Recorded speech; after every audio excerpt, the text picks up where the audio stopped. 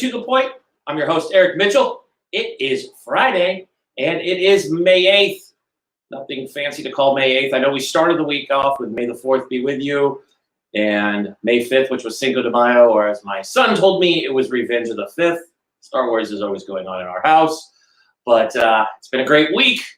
Got a hell of a show for you. So let's get to the news right now. The April unemployment announcement came out today.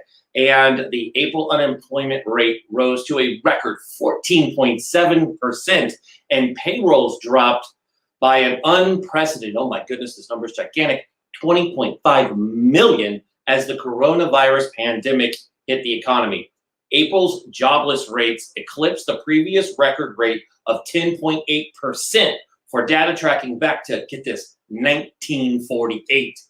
The job losses due to business closures triggered by the coronavirus produced by far the steepest monthly decline on record that goes back to, okay, we're going to go even deeper in dates, 1939.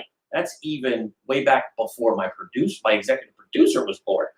By comparison, nearly 2 million jobs were lost in 1 month in 1945 at the end of World War II. Absolutely crazy with these rates. We are going to continue our mission on this show to help those who are looking for work. We will continue almost every episode to have someone on who can help you with whatever struggle you're having with this. We will continue this mission. Also, in other news, Facebook finally decided to have an oversight board, a content oversight board that will include a former prime minister, a Nobel Peace Prize laureate, and several constitutional law experts and rights advocates amongst its first 20 members. Facebook announced this on Wednesday. This independent board, which some have dubbed Facebook's Supreme Court, will be able to overturn decisions by the company and chief executive Mark Zuckerberg. People have wanted this for years. Mark has been very stubborn. We're seeing complaints. We know how imperative and how Facebook and social media was used in the 2016 election, and we've all seen what's going on. We're seeing what they're deeming as fake news, pulling down ads. We know our friends over at Epic Times have suffered through this with their great documentary being pulled off of Facebook, still available on YouTube and everywhere else, but punishing them by saying something wasn't true. By the way, that entire video has turned out to be very accurate, and even our government is citing it. So interesting, but good to see Facebook finally making this decision. So we've been talking about social distancing, right? We're in week what feels like 500. I know it's week 9 as we go in, but social distancing has been the core of all the efforts across the country to slow the pandemic, to reduce the rate of infections and related deaths. We're seeing that across the board here on the West Coast, deaths, especially here in the state of Oregon. We are basically dated normal as we were before the pandemic. So there's a new Gallup poll. The new Gallup poll says the Gallup coronavirus tracking poll, this is a mouthful for a poll, says a vast majority of Americans either believe or are mildly confident that social distancing saves lives. A relatively small minority says that they're skeptical, about 12%. They also were wearing red hats that said MAGA on them. They also said the social distancing does nothing. Just kidding, red hat people. I love you guys too. You guys just always tend to be the guy that is always saying, no, you're wrong.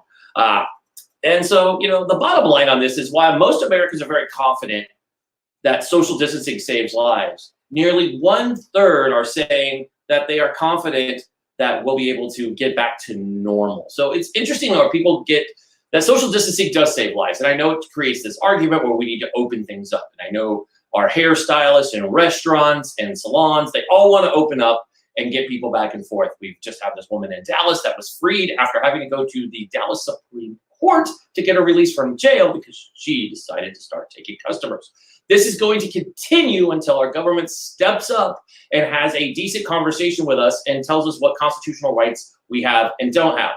Now you're seeing the biggest argument is enforcing law. You want our peace officers to seriously enforce telling business owners they cannot open their business, which they legally have a right to, not just as business owners, but as U.S. citizens covered under the United States Constitution.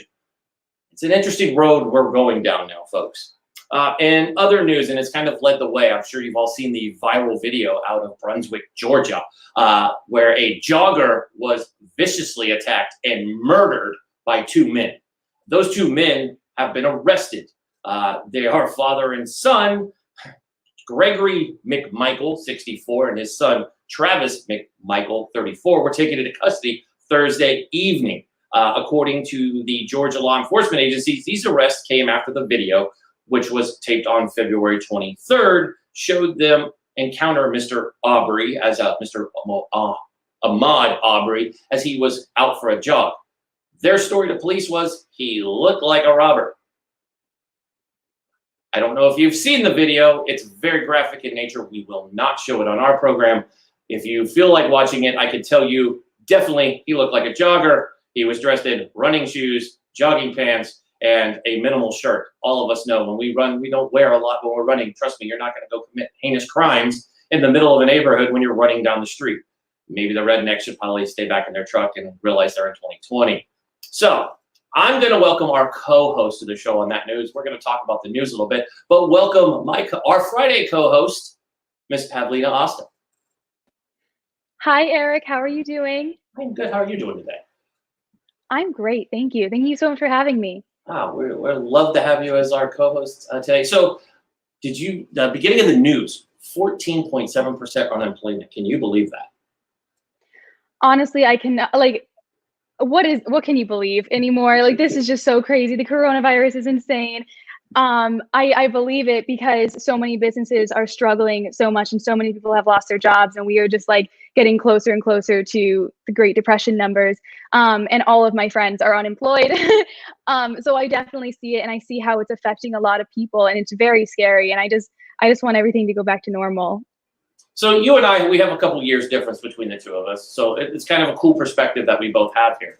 Now, I see the news and I'm starting to be concerned because you're starting to see this rebellion rise up with Americans who understand their constitutional rights. Law enforcement, sheriffs, elected officials are speaking up against governors in their state saying, I'm not going to enforce laws. I'm not going to remove a small business owner from their business. I don't care what the law says. Seriously, you want me to jail this person at the same time as a crackhead? I mean, what do you feel about that? I mean, your generation, obviously, you guys have been brought up either respecting law enforcement or not. Obviously, Ferguson probably reigns in a lot of people's minds as something that your generation has been around with the negative connotation of law enforcement and anarchy and all that good stuff, thanks to Antifa. So what's your thoughts on this?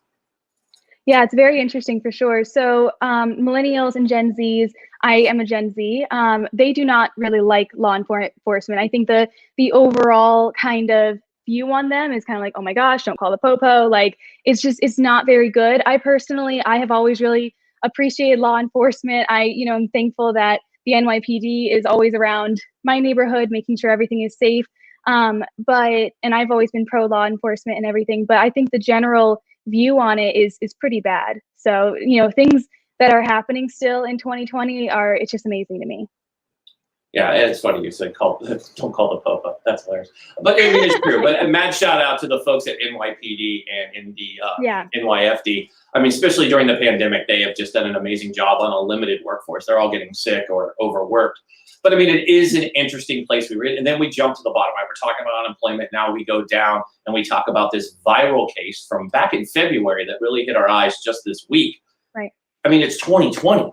Why do we still, racism to me blows me away. Like, I don't understand any of the concept of this guy was jogging down the road and these two hillbillies hopped in their truck, father and son. I mean, I can only imagine that conversation. Like, hey, before we head to, the Piggly Wiggly, we should go kill ourselves, a jogger. I don't even know how that goes, but I watched the video and I was stunned that this was real life. 2, happened in the year 2020 and in our own country. I mean, racism is alive and well. I mean, and you live in New York and you're very well aware of the attacks that take place. Even during the pandemic, we have had reports from the FBI and large cities have reported that the Asian population has been attacked because for some reason, which if you're out there and you're watching and you can explain to me why you're going to go beat up an Asian person of anything, of any reason, and blame them for the coronavirus, please explain it. We'd love to have you on the show. We'll bring you on actually right now. If you can explain to Pavilna and I how it makes sense, we'd love to hear from you. But in all seriousness, how do you feel about that when it comes to this racism that seems to be bubbling right back up to the surface in our country. Yeah, honestly, it's incredible. Like, this is 2020. Like, come on, guys. Like, let's get with it, please.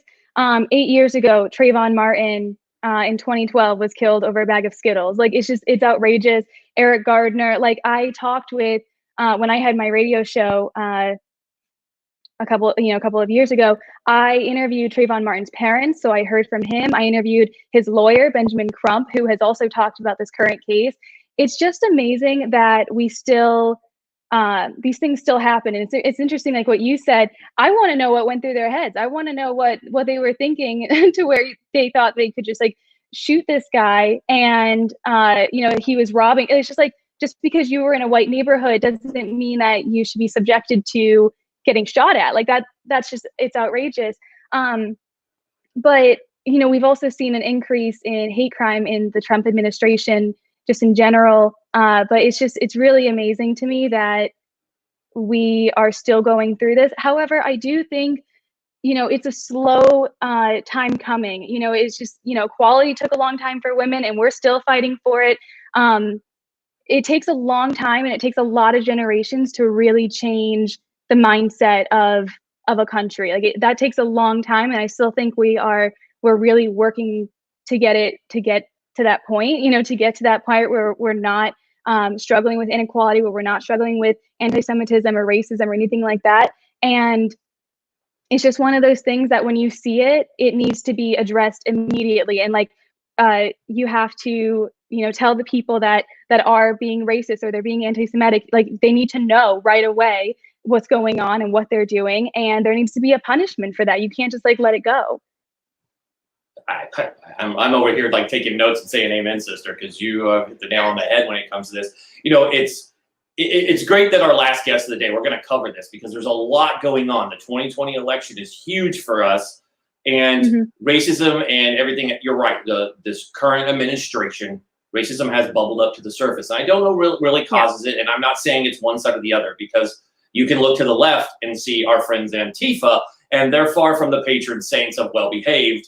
They're so violent. It's crazy. They're violent. Yeah, and even with, and I really, what I really, it kind of disgusts me, and I go after mainstream media a lot on this topic, is how can you deem, Antifa, well, they're just angry. Okay, they're pissed off. Well, why do you automatically lump in any conservative or libertarian or independent and put them and tie them into these white power racist groups, which most people have? I mean, I'm saying 98% of America's like, I want nothing to do with those folks.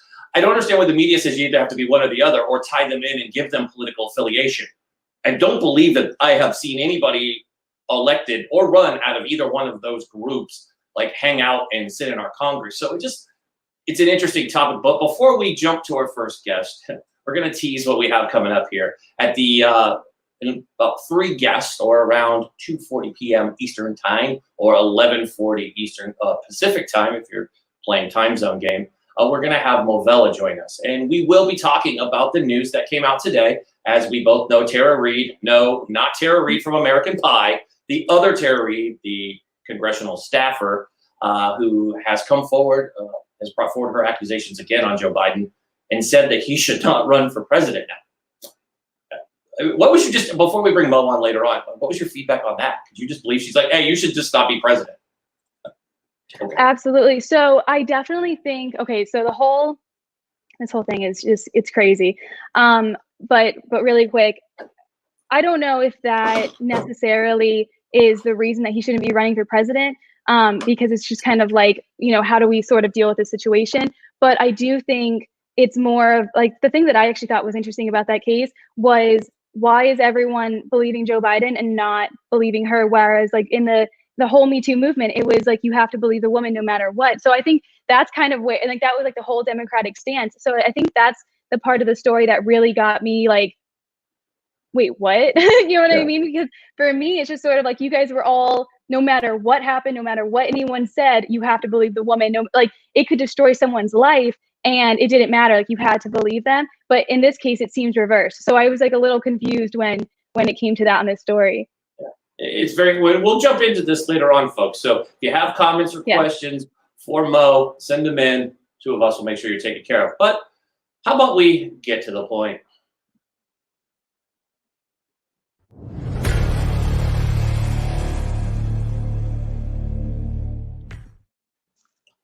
So we have our first guest, Mr. Stuart Tomc, is coming on. Stuart runs an awesome CBD company. We have a product placement right here in front of us, or in front of me. I love it. So we are going to but we have a little video so you can understand exactly what CBD is, because it is a huge question people are constantly asking, because everybody's like, oh, does that mean I'm just going to be stoned all the time? So here is a little insight into exactly what Stuart's company does. CV Sciences provided the first seed, not only in Kentucky, but the first seed in the nations, and was planted on May the 12th, 2014. They've been a long-standing partner, contributed every year to the development of the hemp industry in our state and across the nation. So we really appreciate all the people at CV Sciences from the beginning to right now. They've been a solid, consistent supporter and really have driven everything from the very beginning.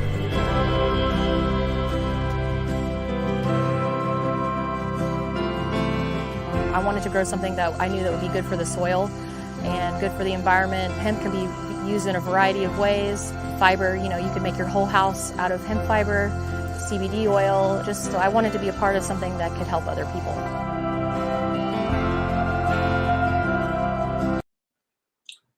So we welcome to the show, Stuart. There you are. Hello, Pavilna. Hello, Eric. Hello, how are you today? I've never had a bad day Stuart. in my life. Sure. That's good. We like not bad days in their life. I love that. Such positivity. This is what happens. This is what happens when, we're all in quarantine and all on Zoom and stuff, So. No, I agree with you. I mean, but I live on the West Coast where we can enjoy certain things that are at our disposal and are voted upon, that are legal for us to use, that help us through life. So that's why we have Stuart here. Stuart, before we're going to kind of cover the number one topic, and you and I have some history together. So I know in past interviews, a lot of the folks you talk to, they treat CBD and THC and the whole cannabis industry like basically, well, I can't say my parents, but like the non-hippies of the 60s. I'm an opposite host for you. I am a daily THC user, and in fact, when I lived in the state of California, I had my license. I absolutely love cannabis. I'm a pro-cannabis person. I believe that it should be legalized throughout the United States. It's great for athletes. It cures so many different things. So for our folks playing at home, give us the difference between THC and CBD, to the point of, if you take some drops right now, I will not be stoned. I won't need to go to 7-Eleven, get a Slurpee and some Cheetos. Tell folks the difference between the two. Well, thank you. And thank you so much for playing that video. It brought such a smile to my face, because CV Sciences has been in this business for nearly 10 years. And the first legal seed in the ground after the Marijuana Tax Act of 1937 belonged to this company. So thank you so much for playing that.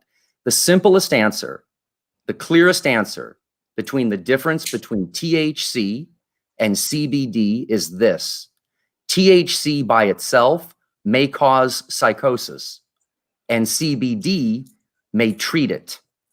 Now, most of us, Eric, are not taking pure CBD or pure THC. So the big difference is that spectrum between psychosis and possibly treating psychosis with CBD. Gas break, gas break. I love it. I love that too. And CBD is, I think, very fascinating. And I actually use that all the time because I'm very active when it comes to fitness and everything like that. It also helps me with my sleep. There's a lot of benefits to CBD that I don't think a lot of people know about. Sleep, anti-inflammatory, helps with pain, so many other things. Can you explain a little bit more about that, just like the benefits? Yes, and the first thing that we need to always remember is when we're talking about dietary supplements, like the one that Eric has in his hand, that are currently available online and in health food stores, we are limited by law because of how the product is labeled with what we can say. So it's labeled as a dietary supplement, which means it's for healthy people and to make healthy people healthier. And this is where CBD and plus CBD may play a very vital and powerful role. CBD supports and speaks to every single cell in your body to help you more appropriately respond to stress. And we're all under so much stress right now. And there was a system that was discovered in the 1990s that seems to coordinate the stress response that CBD gently speaks to. So it's different than THC, as I said earlier. And to your point, it has multiple mechanisms of action. Hemp CBD may turn out to be the most exciting molecule discovered in our lifetime.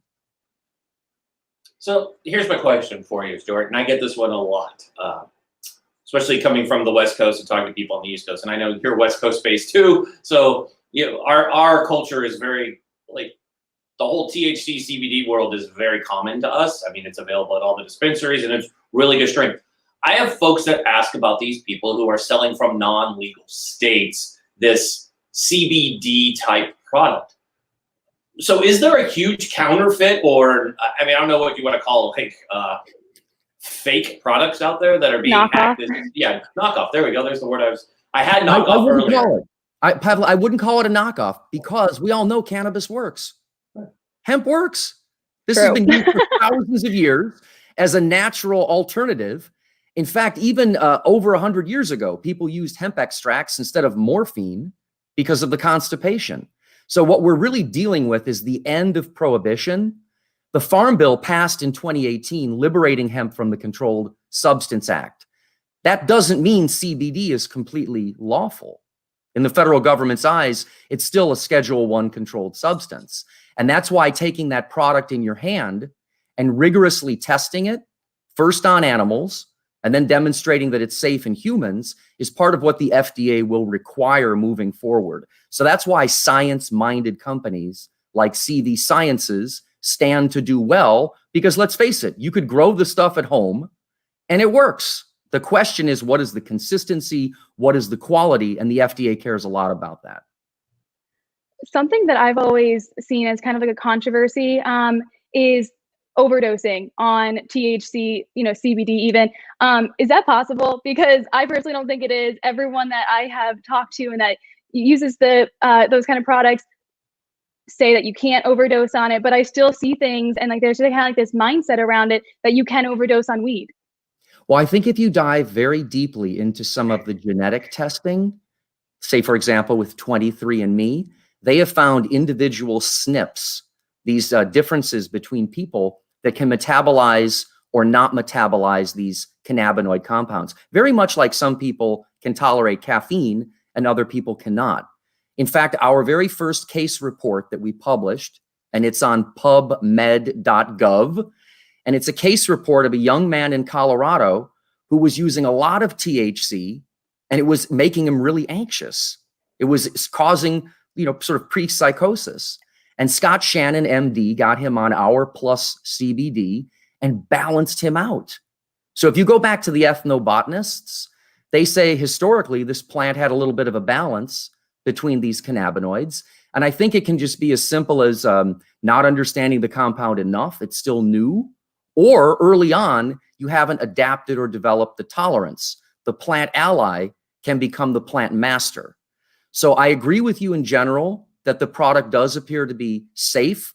The question is, at what level does it become a drug, like a pharmaceutical drug, and at what level is it a wellness product? And I think that's a fair conversation for safe and balanced regulations.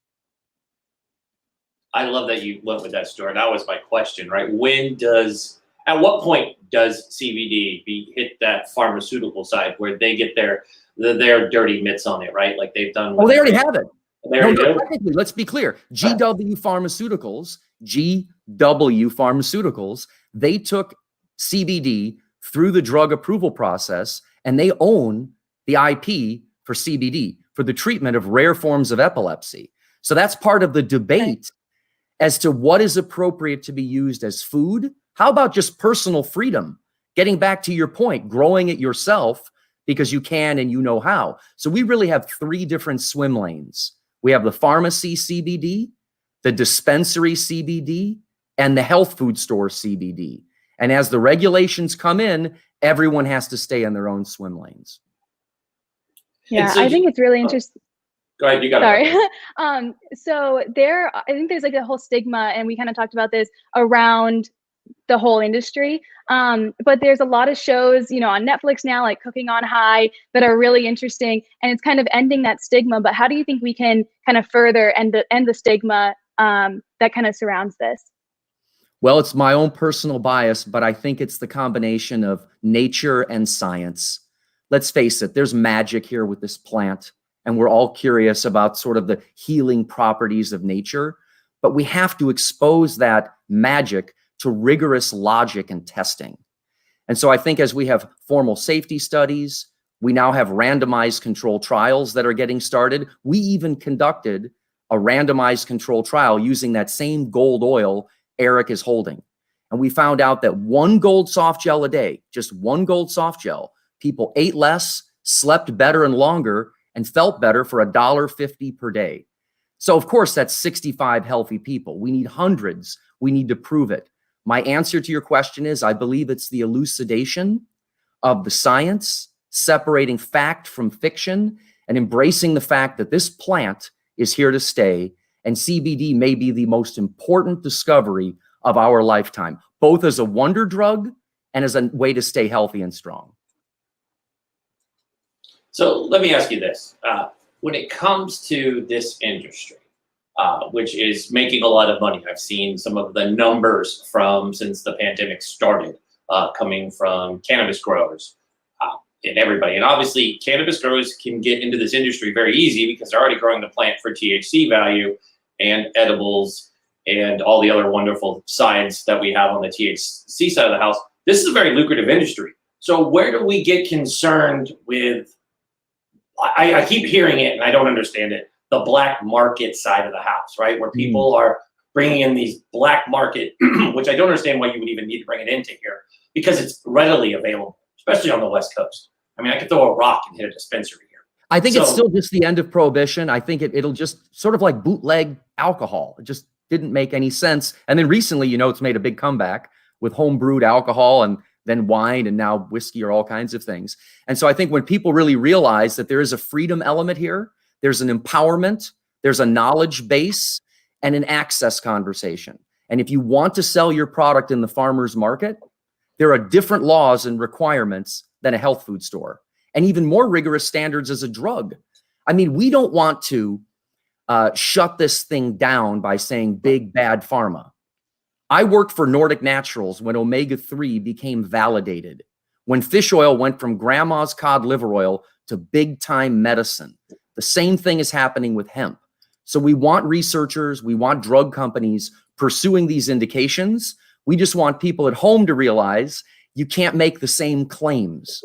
Like, we can't say that our product is the natural alternative to Valium. A lot of people say that it is. You're not allowed to put that on the label. You can't even put on the label that it's an anti-inflammatory, even if it is. So the product has to work for itself and deliver on the promise. That free market, that may really determine which things live and which things die.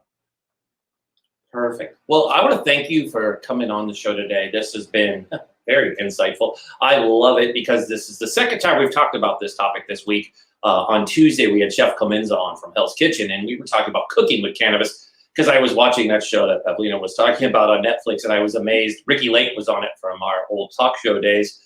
And it was funny how they were saying you have to be careful and measure it. And I'm like, I've done edibles. I can tell you I've had some mac and cheese. The trees are talking to me. So it's very much in that realm. But it is interesting how people need to understand that this is a great thing for you. It's a good alternative from traditional pills that may cause other side effects. I'm telling you, and I'm not a paid spokesman at all, but this is simply amazing. It comes like this happens to be peppermint flavor. It's easy. It's just cool. I don't want to say it gives you a body buzz. For me, it really kind of calms everything down. I work, of course, in the media, so it's very high anxiety. So it's nice to be able to calm your body down, especially after a workout, too. It's perfect after a nice, long 45-minute Peloton ride. Thank you, Andre Toussaint. So it comes in handy. So, Stuart, I want to thank you for joining us today. We'll have to have you back for more jump into this ever-growing topic. Thank you. It was such a pleasure to be with both of you. Thanks. Thanks, Stuart. Bye-bye. Have a good weekend. Perfect. So I learn a lot love about that. right. That was so CBD. fun. Yeah, that was great. And I have so many different products that are, lotion, serum, pills, all CBD, and it's great. It helps me with my anxiety. It helps me go to sleep. I think it's way better than taking a sleeping pill, So I'm all for it. And it's natural. That's the other thing. So it bothers me when people are when they hate you for it, It's funny because I remember years ago, actor Woody Harrelson, right? He's always kind of been the front runner for the cannabis industry, and people are like, oh, he's a pothead.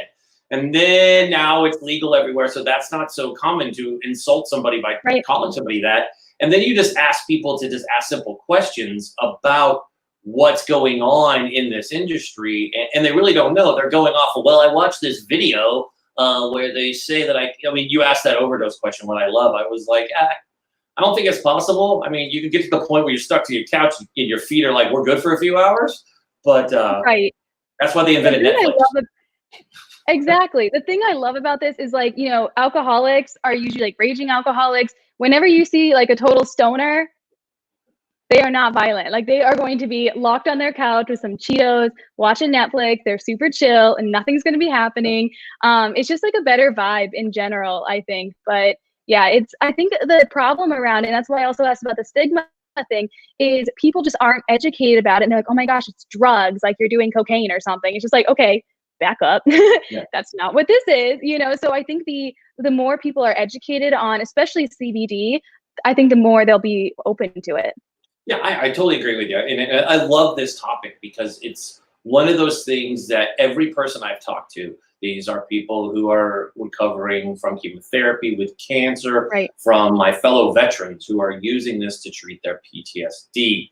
I can find zero side effects from using this. You have athletes, you have people who are like, this right here changes my life because I could get done playing 4 quarters in the NFL and go drop some CBD in my pain, and I don't wake up with that pharma buzz, as I like to call it, where you're kind of groggy, like you mentioned, a sleeping pill or something like that. So again, it's just education. And obviously this is why this show exists, is to educate you on what you're seeing in the news, what's the truth behind it, and getting experts like Stuart on the show to kind of walk us through breaking it down for us in simple terms to do that. So I guess that's enough. I love that. I think it's great.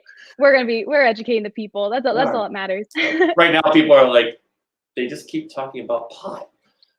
Where's the news? What's happening with I love everywhere. It. I mean, it's just, and speaking of that, we do have the UFC does start their fights this weekend. And I know that's been a controversial topic with the UFC, is what is illegalized, what is legal for them and what's not. And I know that there's 2 brothers, the Diaz brothers, Nick and Nate, who are top tier UFC fighters, and they freely admit to their pot use. It is funny, they use it for not because of the physical effects of it, it's because it actually helps their body heal. And they've proven this through all their training. I mean, they're very picky about what they put in their body. This is man-made. This is not man-made. It's made from the earth, so put it in your body.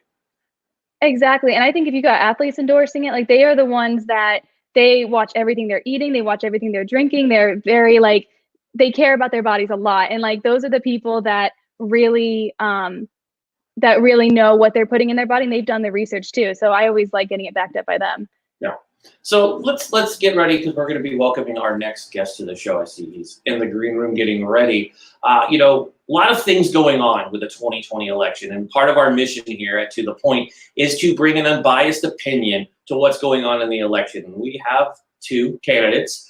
I really, as my viewpoint, as somebody who's been voting for many, many elections, I really want to get to the point where we actually can say, I can't wait to vote for someone, instead of picking the lesser of 2 evils, which seems to be what we just keep doing over and over around here. And it's both parties run somebody up the flagpole, and it's just like, that's who you want me to vote for out of everybody else. And I mean, and I've had some amazing viewpoints on several of the folks who were actually contenders. So I'm kind of shocked who ended up on top for the Democrats, just being honest. Joe Biden is the nominee, because I don't think there's anybody else running against him. And, we're going to be able to get into this topic with our next guest. So, I mean, what about you? I mean, you've been voting probably a little bit less than I have, but I mean, what's your thoughts on this whole process for elections? Yes. Okay. So glad you asked. Yeah, this is crazy. My first election was the past one, and yeah, it was the lesser of two evils. That was definitely a difficult. And I am one of those people that I'm like such a patriot. Like I cry when I hear like a patriotic song. I'm just like, oh my gosh, America, like this is great, you know? And for my first voting time to be like that, like it was not an ideal situation. And and we're here again, and it's the same thing where I'm just like not happy with my choices. And I'm honestly kind of surprised that it's Joe Biden. I don't think he has the millennial support whatsoever. He has made it known that he doesn't even really like millennials. That's totally cool. We're not really popular with, you know, everyone. But at the same time, like all I have seen about Joe Biden, if I can be quite honest, are his gaffes. And I don't really see where he has been like mentally. I'm just like, I don't know if you can run a country, buddy. I just want to know, I want to feel secure in that, you know, and that's what really makes me so concerned about him being our only option. So awesome. So before we jump into Mr. Mo Vela, or yeah, that's who's coming up. But let's jump in. We have our other guest is here. We're all set up. So let's hop into our next segment. Catch Chris off guard.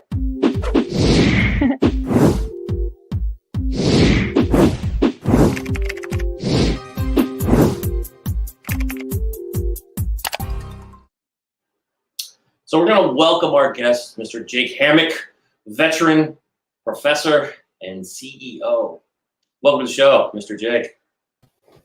Hi, how's it going? Hey, Jake, how you doing? I love having veterans on the show. So, you know, the Marines or the Army guy. Yeah, I know. Yeah, you guys have that like Eric. level of camaraderie. It's good. Yeah, I appreciate your service, Eric, and Semper Fi from service in the Marines. I know. It's the thing today. This is what we got. Good. I love every it. Show you'll have Refreshing. every show you'll be surrounded by at least one veteran besides the host of the show and Chris in the control room, who is probably the busiest man on earth right now, dancing around, getting everybody together. Man is amazing. Oh, I could imagine. Props to you, Chris. Yeah, Props Chris wins. Everybody give Chris a round of applause if you're watching. Push that like button Yes, for Chris. Chris deserves it. He's killing it out there. So Jake, you're doing two incredible things. One, we'll give you kudos for. Well, both we'll give you kudos for. We have a video for the other, but I want to talk real quick. You jumped into an incredible mission when the pandemic started. You heard that there was a need for their children to be tutored that are out there as medical professionals who obviously can't be at home, need to be home, be out at the hospital treating the coronavirus folks. So what made you jump in and start just picking up this, be the tip of the spear and charge the hill? Yeah, well, for one, probably the military context gave me a lot of the, improvise, adapt, overcome mentality that when a challenge comes up, why not hit it head on? And it was a combination of two things. One, I'm an adjunct professor at the University of Utah as it is. And then my good friend Lauren came asking me, well, why not do this? Why not put together a few courses based off what you're doing for Chalk in your company? So that you can be an educator for the youth of our nation. And I said, that's a heck of an idea. Let's do it. So put together a few courses, put them on the website, taught a few of the youth across the nation, and it was absolutely wonderful. Teaching them just the basics of environmental sciences, atmospheric sciences, a little bit of more physics, engineering, but they can get their hands dirty. They get the wow effect going, when you were in school, if you remember. And so rose to the challenge, took it, and it's been just fun ever since. Awesome.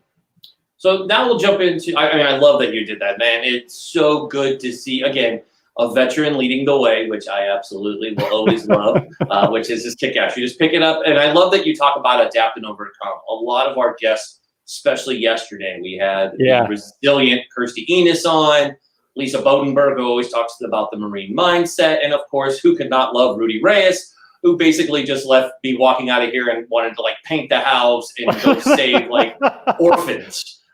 And so it was great to hear you talk about this, because this mentality, our mindset is we're selfless. And we're going to talk about leadership with our next guest. So it's great we're talking about it here, because to me, leadership is so key. And it's good to see our veterans just selfless, hey, I'm going to do it. I'm a professor. I got this. I'm gonna solve this problem. So you're a CEO of a company. So we're gonna show a little clip to get folks in a little bit about your company. I love it.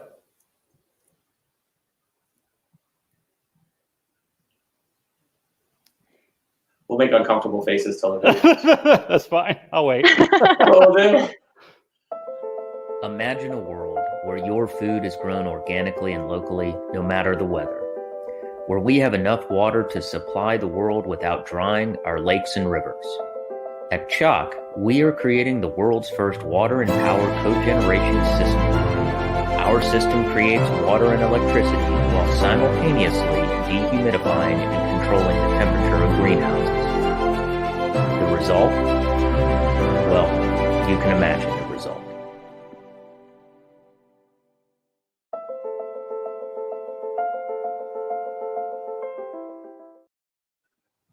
I guess our episode should be about the earth and the election, because that's what we seem to be covering, right? Hemp, CBD, pot, and now we're going to talk about, water and saving our planet, which is key because we talked about that yesterday with Rudy. So, Chris, where did you come up with this, man? This is, again, another amazing thing. See, where did you come up with this concept? Yeah, the concept, it truly was how do we pioneer something that's so simple and make it something revolutionary? How do we make it go from A to B and use nature as our driving machine, creating a system that creates water and power? And so the story really, it came from when I had a dehumidifier in my basement when I was living in DC. It was my last assignment in the service. And I was curious, well, let's create a system that can produce not just water with moisture and humidity in the atmosphere, but let's create energy at the same time in parallel. How do we do that? As that's never existed before. And then the potentiality in terms of that vision, we just ran with it to where we are today, which you just saw in that clip. So that's really the premise of the idea and where it came from. I love this, and thank you so much for joining us because you were just such a dope guy. But I want to know, because this is so cool. You do so many cool things. And I love just the entrepreneurial spirit that you have. It's incredible. What do you think the future? Because I know millennials and Gen Zs, we are worried about our planet. We can see that it's dying. Even in being in what is this called? Coronavirus. We are in isolation. We're self-isolating. Okay. Yeah. With all of this happening, we've seen the air is cleaner, water is cleaner. Just in general, what can we do on a daily basis? Two-part question. What can we do on a daily basis to help our planet? And what do you see as the future for water energy? Oh, that's a hard one. I wish I could have the answer immediately to what we could do on a daily basis. And the first one I would say is live within your means that you have available to you. So we know that our water tables are being saturated. We know that our food supplies are having shortages right now. I mean, look at the import-export within the nation. I mean, we're seeing pork export shortages right now go out. We're seeing beef import shortages come in.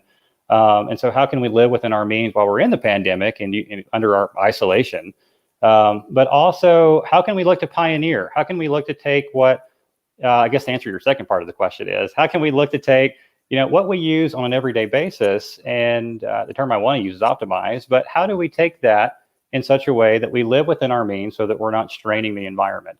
Do we need to, it's a drink, 15 glasses of water per day? Do we need this certain shake? Do we need to be in a social setting that would expose or put risk, not just to others, but to our environment?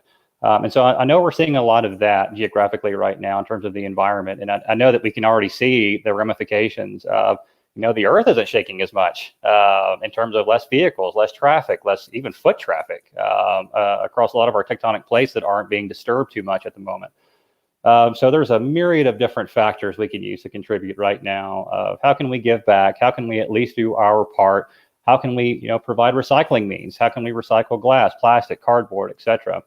And then provide water where it's needed most to the people that don't have it and to our agricultural producers that need it. Great. I mean, I agree with Pavilna. You are dope. You just dropped tectonic plates in a sentence. And I'm like, crap, we just talked about tectonic plates. This is going awesome.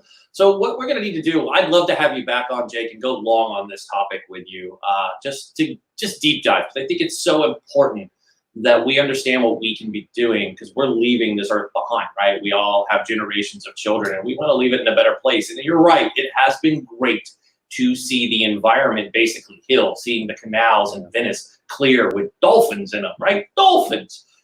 Sorry, Disney. I watch too much Disney, folks. I can't help it. I have to say dolphins. But it's just incredible to see. So I'd love to have you come back and kind of deep dive into this topic, because I think people need to know about it.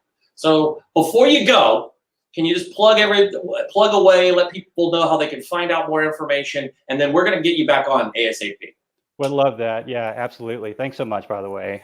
So in terms of our website, please go to our website at chaachtech.com, CHAACTECH.com. We do have a donation campaign right now. We have partnered with our nonprofit Wells of Life partner, so that all of your donations will have a tax-deductible contribution to clean water access in Uganda, as well, to our campaign and to our mission. But truly, thank you so much for having me today. It was such a pleasure, and can't wait to be back on the show.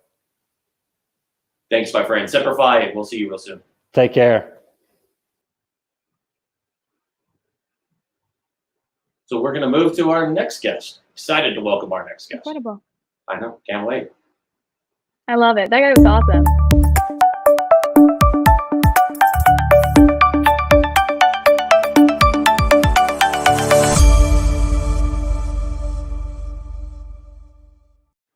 So, like we said before, we are excited for our next guest. What an incredible guest with an incredible background. Served in 2 White House administrations under President Bill Clinton and President Barack Obama, serving under Joe Biden recently. So we're going to welcome to the show the one and only Mo Vela. Hey guys, how are y'all? Good. How are you doing, Mo? I'm doing well, thank you. I was starting to think I was chopped liver. We saved the best for last. No, save the best for last. Exactly. Pavilna saying that Joe Biden didn't love millennials. I was like, oh my God, you're breaking my heart.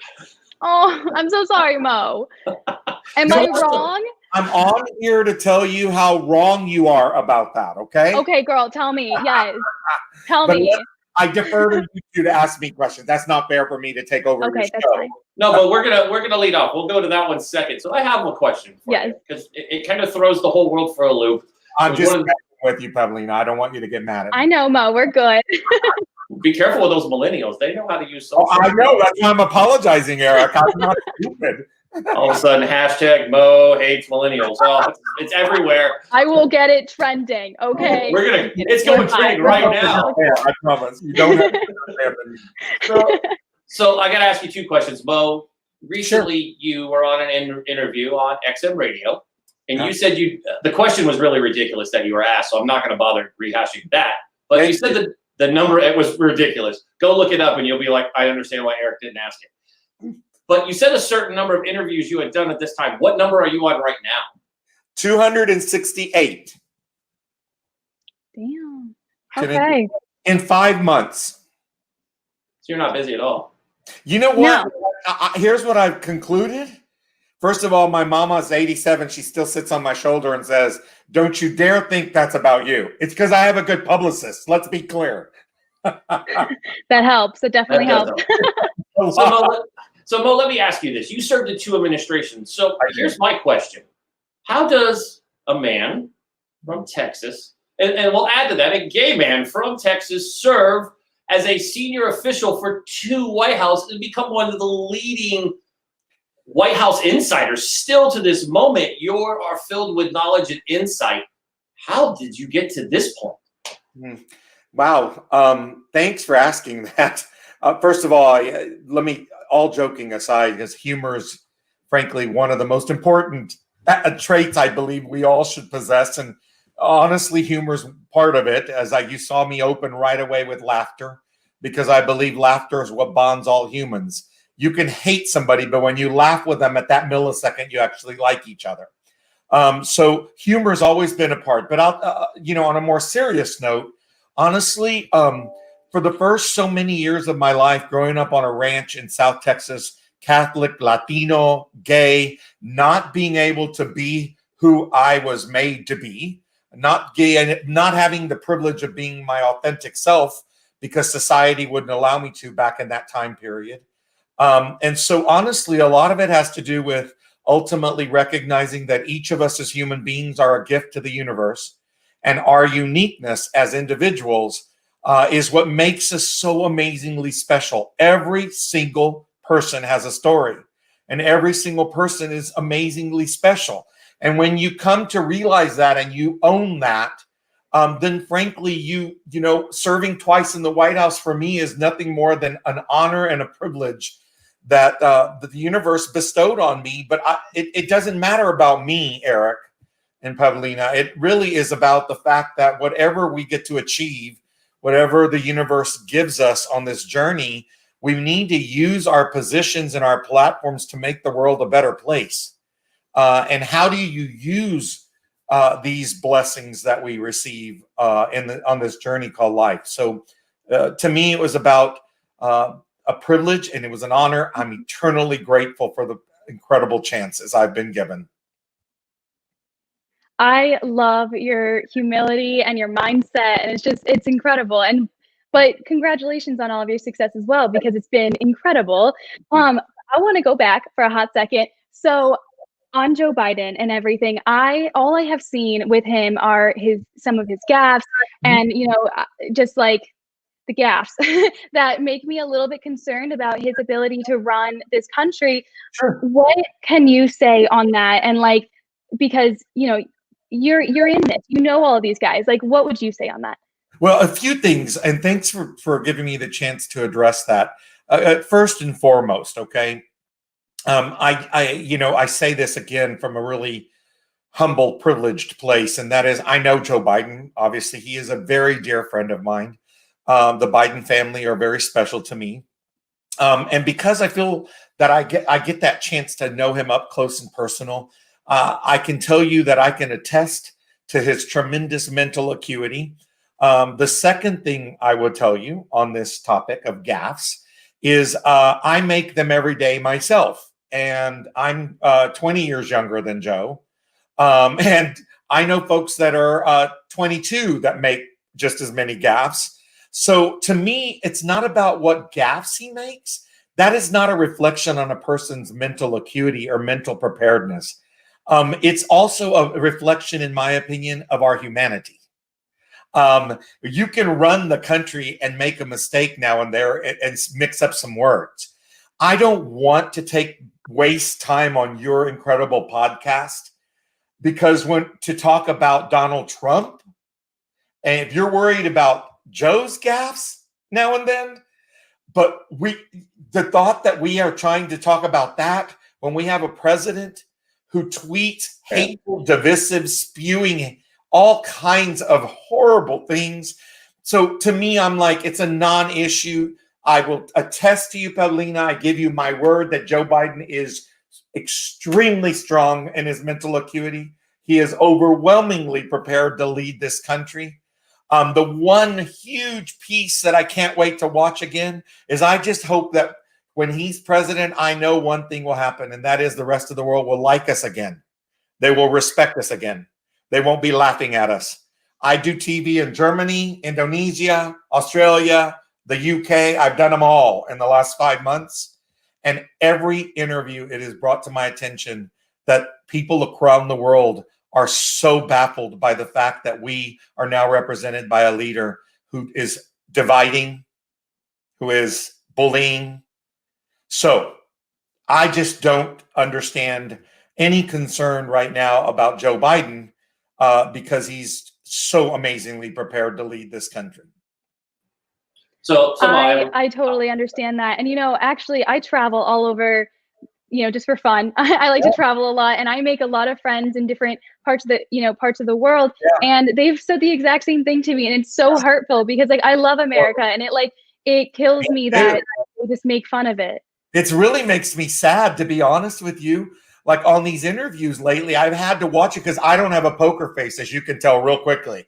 Like, you'll know when I'm passionate, you'll know when I'm sad, you'll know when I'm, passionate, excited. So I have to be careful because I'm sitting there and I can actually go like, oh, it just breaks my heart sometimes because I'm like, wow, it's so embarrassing, to be honest.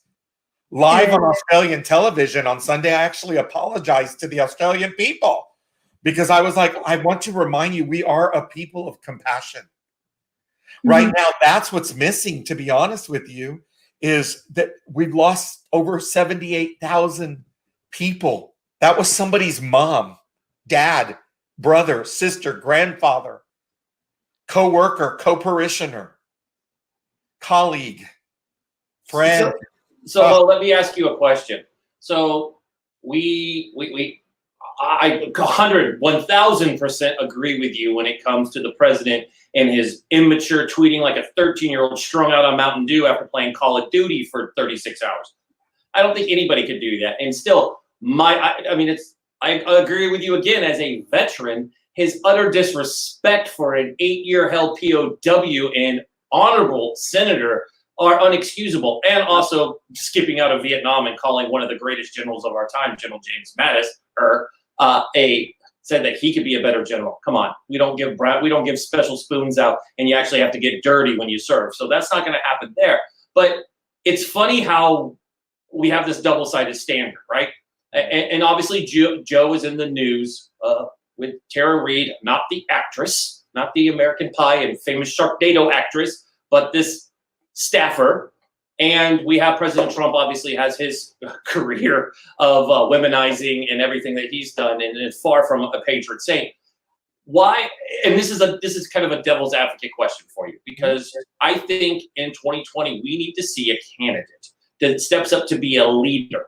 We have not seen that in 2020, and I hate to say that, and I know I'm going to piss off some MAGA people, but as someone who understands what leadership means, you and I both do.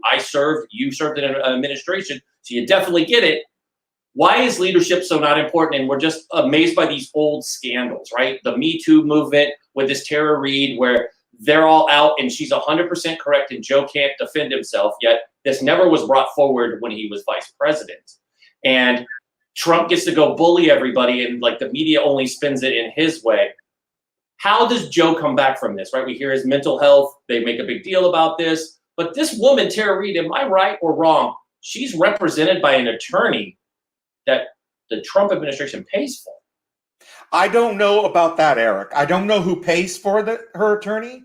I do know that I just this morning discovered that her attorney has some ties to some journalistic ties to Russia of some kind. But look, listen, if you will allow me the chance to address this Tara Reid thing real quickly, because there really are just about this many, less than this many of us in Joe Biden's career of public service, that, by the way, has been incredibly honorable. And there are just less than this many of us that can say that we actually managed his human resources portfolio. So let me address this Tara Reid thing once and for all, okay? I am, Pavilna, as much as I love millennials as well, I'm also a huge Me Too movement type of guy. Most gays are, by the way. Most gays have a very tremendous affinity with women. For a myriad of reasons, we can have a whole nother show on that topic. But here's what's important here. I'm a Me Too supporter. I believe that every man and every woman, both genders, if they feel maligned or victimized, has the right to speak out. They have the right to express their concerns. They have a right to be heard. And we as a society have a responsibility to listen. Here's where I am different than most Democratic strategists, in that I don't believe that there is a presumption of truth. I'm a trained attorney, and I will tell you this, in law school, the first thing you learn is you're innocent until you're proven guilty. There is no presumption of truth in the court of law, and I do not believe there should be one in the court of humanity. That's number one. Number two, Miss Reid's story has changed so much that all I can conclude is that all I have about her stories over these 20 whatever years are suspicions. There are tremendous discrepancies in her stories, and there are tremendous inconsistencies in her stories.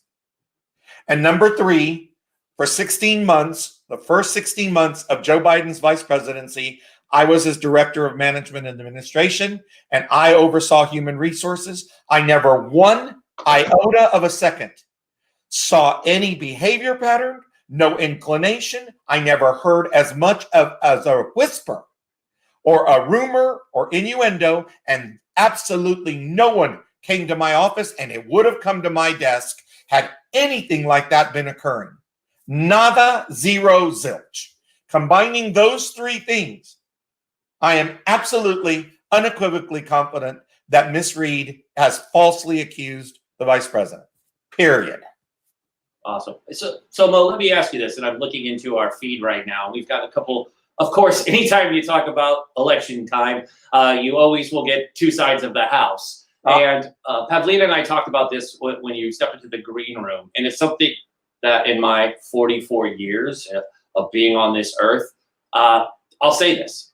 It is very disappointing to go into election year with, that's our guy. These are our picks, right? We had this in the previous election with Hillary Clinton, which was very hard as a veteran to vote for her after I know what happened in Benghazi, talking to boots on the ground in Benghazi. It was hard to do that. But also having a reality TV star who, I'm sorry, not sold on that either. I know the economy is good, and that's what you'll get from the right. They will throw that quickly at you. But, you know, one of the questions I see, and I actually love this question, is, you know, why does the media make it out that Biden deserves forgiveness, but they won't forgive Donald Trump, right? And again, I think that's a media thing, not a voter thing, but the media does control the way we think, right? They control which way you want. So give us the best reason why Joe is our guy with everything going on. Give us that. First of all, Eric, there's nothing to forgive him for. He has absolutely looked in the camera and said this did not happen. And there are about 100 reasons to believe this did not happen. So I don't know what we're forgiving him for. But let me say this about anybody. That I hope I'm sure Pavilna is the same way, I'm the same way. All of us deserve to be judged by the totality of our being. Okay? We've all earned that as a human being, in my humble opinion. And so there's nothing to forgive Joe about, okay? But let me say this about why I am absolutely excited and confident about Joe Biden. I happen to know him. I worked for him, as you know. And I will tell you this. The loving, compassionate, empathetic man that is relatable, that understands the plight because he lived that plight as a kid, who overcame a stutter and still challenged with a stutter. This man is real. He's real when the camera's on. He's real when the camera is off. He's compassionate when it's on, and he's compassionate when it's off. He understands global affairs when in a private meeting, and he understands it publicly. He understands that it's about us as united Americans. He also taught me a lesson. Let me share it with you and your viewers. I was on Air Force Two on his first trip internationally with him and Dr. Biden to Chile and Costa Rica. And on that plane, I got a little bit cocky. And I didn't like the fact that some Republican senator at the time was saying ugly things about an Obama policy that we were trying to get through. And I just decided to cuss out the Republican senator in front of the vice president and our staff. And I said, that blankety blank blank senator, whoever, right? This Republican senator. And it was Joe Biden who grabbed my forearm. And he said, Mo, that's my friend. He's an honorable man. He wants the same greatness for our country. We just differ about how we're going to get there. That is what Joe Biden said to me. That's who Joe Biden is. You're worried about him being a leader? That's what I call a leader. The ability to respect and to love and to unite and to find common ground and to find consensus and to not be divided by these horrible ways we are being divided now by race, by who I love, by who you vote for, by what zip code you live in, by whether your parents have an accent or not. These are not what we should be focused on. We should be focused on what Joe Biden is, and that is this man who knows how to bring people together. That's what this country needs. So sorry to get so passionate, but this is very personal to me. I'm tired of waking up in the morning and reading a tweet of hatred and division. Aren't you sick of it? This is an election about decency, Eric. It is that simple. Joe might make a gaffe, Pavilna, but I'd rather have a gaffe with decency and compassion and empathy and leadership than tweets of division and hatred. It's that simple. I love your passion, Joe, and thank you for informing me a little bit more about Joe. Joe's the next president. I'm Mo. No, I said Mo. Did I say Joe? I meant Mo. Oh my goodness. I was like, thank you, Pavilna, but not in this lifetime, honey. Of course. And by the way, I can say honey because I'm gay. Eric cannot do that. Oh yeah. Oh, you're See, good. there's rules. You're There's good. too I love many rules it. around here. I always break those too. Well, they say Totally rules fine. need to be broken. Sorry, I got so passionate, but let me tell you, it's, to me, this is, I feel like our country is at a breaking point. When I watched Ahmed Aubrey, or whatever, I can't say, I didn't remember his last name, but the gentleman who just got gunned down by those two gentlemen in Georgia. And I watched that video, and I'm not a religious person, but those who are Christian always say, there but for the grace of God go I.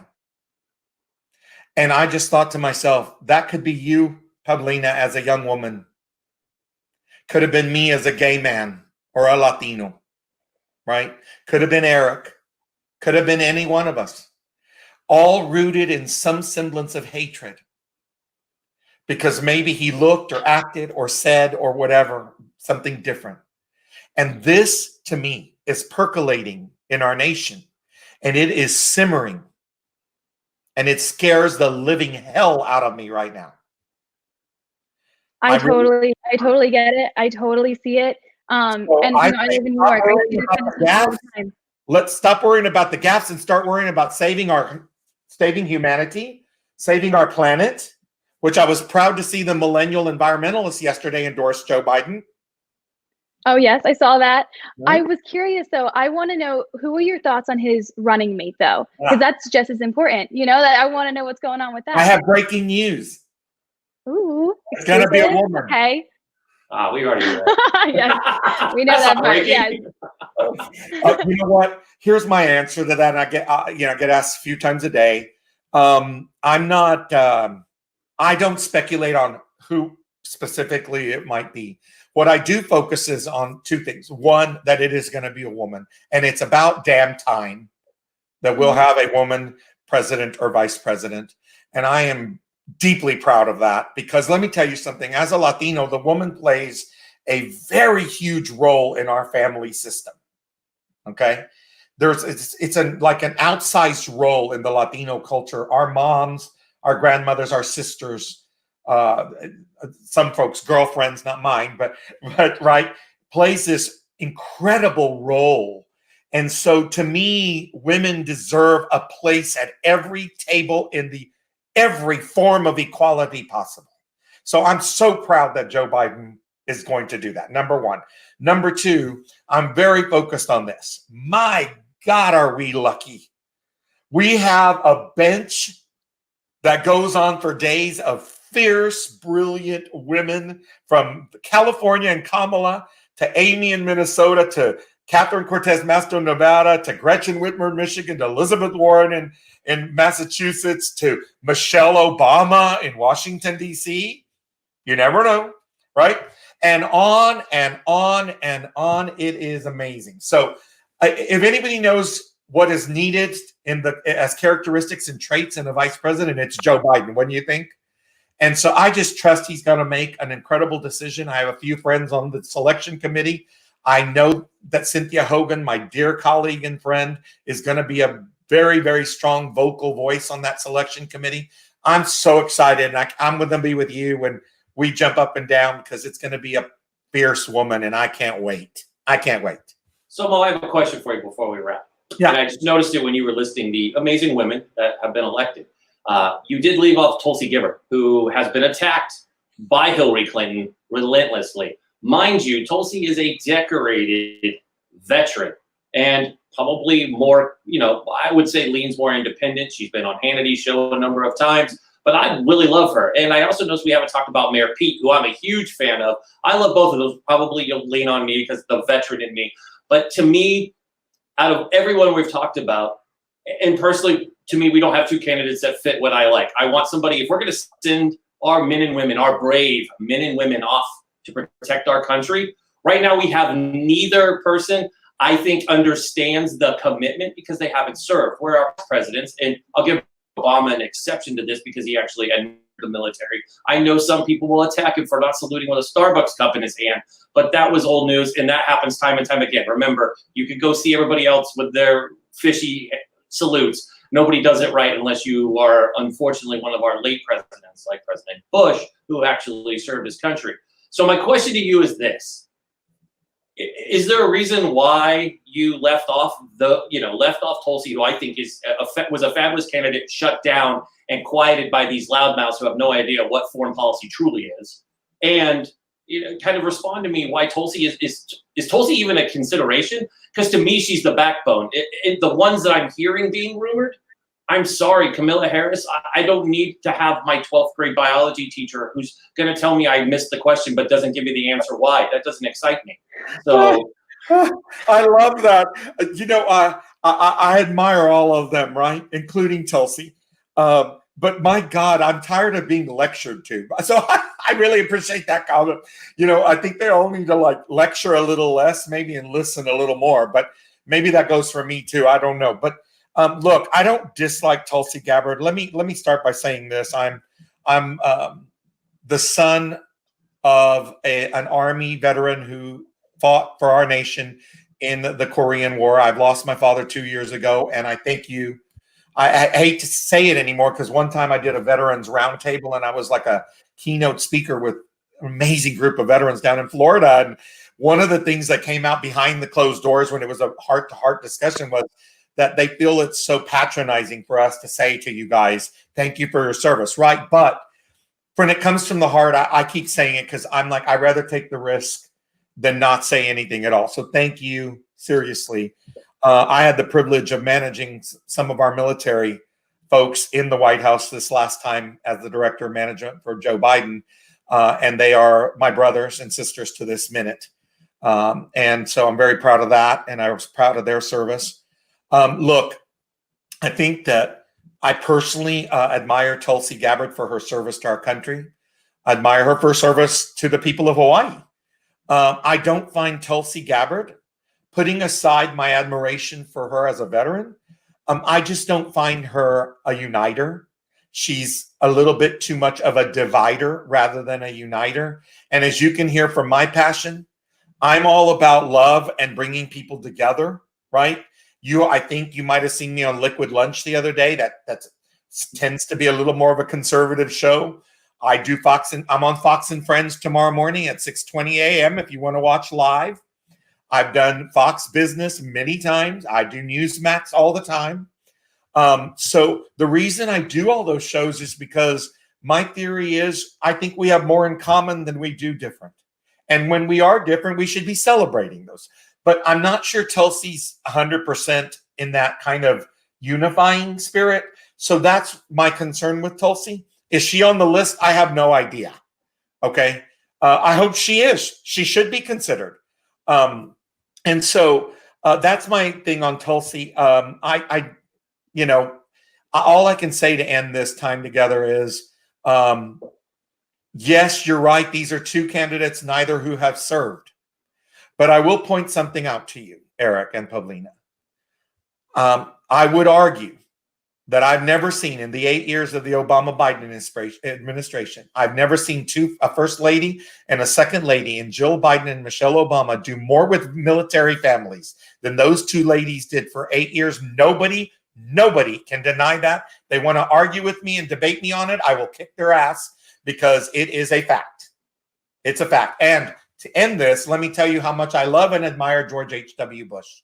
I think that era of Republicans are people that I would love to call my friends. I have many friends that are Republicans from that traditional Republican Party that we knew we both loved this country. And we all knew that we wanted the best for her and her people. We just might have differed about how to get there, right? But we all had a common love and patriotism for this incredible nation and this democracy. And so I miss the George H.W. Bushes. I miss the John McCains. Those were the people that Joe Biden grabbed my forearm and said, "That's my friend." And that is a lesson I take with me every day that Joe taught me. And I hope that all your listeners take that lesson as well. Let's stop for a second, right? Let's stop for a second and let's try our best to find common ground and have mutually respectful dialogue and discourse. Because otherwise we're going to remain so polarized, and you're going to keep seeing these shootings that we just saw, because people are convinced, you guys, they're convinced that if you're different than me, somehow that makes you something I should be fearful of. And it's the opposite. I want to know more about Pavilna. I'm looking at her right now. She's beautiful. You can tell she's smart as hell. I'm being serious. I want to know her story. There's something about her story I promise you I can learn from that can help me be a better person. Same with you, Eric. I want to hear about your service. I want to hear, I think Butch might have mentioned to me, did you have a football career? No, I wish I did, but no. Okay. There's not much call for a 6-foot white guy from Folsom, California. Yeah. Well, try being 5'11" and chubby gay guy from South Texas. Okay, you know what? Who has it worse, brother? Who has it worse? Yes. But anyway, you guys are awesome. I wish you continued success on your podcast. I'm actually launching a podcast in 2 weeks, and I want you both to be on together. You'll be the only time I'm going to have. I love that. Yes. You'll be the only time I'm going to have two people. Swear to God. All of my format is one guest only for the whole 30 minutes. I'm going to have y'all on together because I want to tell. I don't want you to tell me before either. I want to hear your story with my viewers. Okay. Will you do that for me? That would be so fun. You got it. Absolutely. Are you in there? Only if you come back. Only if you come back so we can have another political. Oh my God. Anytime. I mean it. Anytime. Especially Fridays. Awesome. I love it. What a way to go into the weekend. Well, we want to thank you for coming on today, bud. It has been, trust me, enlightening for your conversation. The conversations in the DMs are even more interesting, further proving how our country is very divided still. I do want to jump on before we close out that President George W. Bush did release his tweet a week ago tomorrow that talked about we need to be more unified. So I absolutely love that. That is one of my favorite presidents. Reagan is always going to be my number one. But this is why we have folks like Mo on to the point so we can get to the truth. We list many other media outlets that will sugarcoat it. They have sponsors and they have lobbyists that push their agendas. We're going to get you to the bottom line of the truth. And it might be uncomfortable, but you put your big pants on and buckle up and we're going to deal with it because we're Americans. And at the end of the day, DC is always going to have their sex scandals and pointing fingers at each other. It's just more because we have social media and news media to tell us how it is. But I can tell you from serving in the military, trust me, just stick to your guns and listen to folks who are going to tell you the story. And you may be uncomfortable. Sometimes you might learn something from uncomfort. So Mo, I want to thank you for joining us today, joining Pavilna and I. We had a great time with you, my friend. Thank you so much. You guys have a beautiful Mo. Stay healthy above all. Thank you. That was a good show. Thank you. Thank you. Thank you. I love this. Awesome. Thank you. I appreciate it. Thank you. So we'll see you again next Friday. Next Friday, guys. Next Friday. It's going to be good. How do we top today? I mean, how do we top Mo? I guess we're going to have to go get somebody from the other side. We're working on it. So thank you for joining us today, Pavilna. Have yourself a great weekend. Thank you. You too. Stay safe. All that fun stuff. Oh, yeah. Yeah. Perfect. So this is the end of the show. It is Friday. So if you are on the East Coast, you only have a few more hours left in your day. So go grab yourself some bourbon, coffee, tea, whatever it is you're choosing, and enjoy the weekend. And I'll cheers you from here on the West Coast. Next week, next Monday, we have George Bryant back on the show. Lucy Mitchell's back to talk about health and fitness. Chris Rudy will be joining us to talk about the ins and out of politics, doctors, and working with the media. She's been covering the doctors of TikTok and all their dancing and how some people are very upset doctors have time to TikTok. And then we're bringing on the carnivore doctor, Mr. Paul Saladino, who you've seen on The Doctors and Others. He'll be on. We're going to get some insights on his thoughts on the coronavirus and how we get out of it. He's been anti everything since it started, so it'll be great to start our week off there. Don't forget, on the weekends, you can catch us on our YouTube channel. We have every segment for every guest up for you to go catch, so you can catch up with Rudy, Kirsty, and every other amazing guest we have this week. Remember, while you're there, to hit that share button, hit that subscribe button, tell every one of your friends that this is where you want to be every weekday at 2 p.m. Eastern, 11 a.m. Pacific. I'm Eric Mitchell on behalf of our entire team here at To The Point with Eric Mitchell. I thank you so much, from our co-host Pavilna Osta to our executive producer Madison Mitchell and Butch Seltzer, and to the amazing producer Chris in the booth. Hat tip to you, my friend. You did a phenomenal job. I want to thank all of you so much for tuning in. Remember, be safe, be strong, be smart, and God bless America.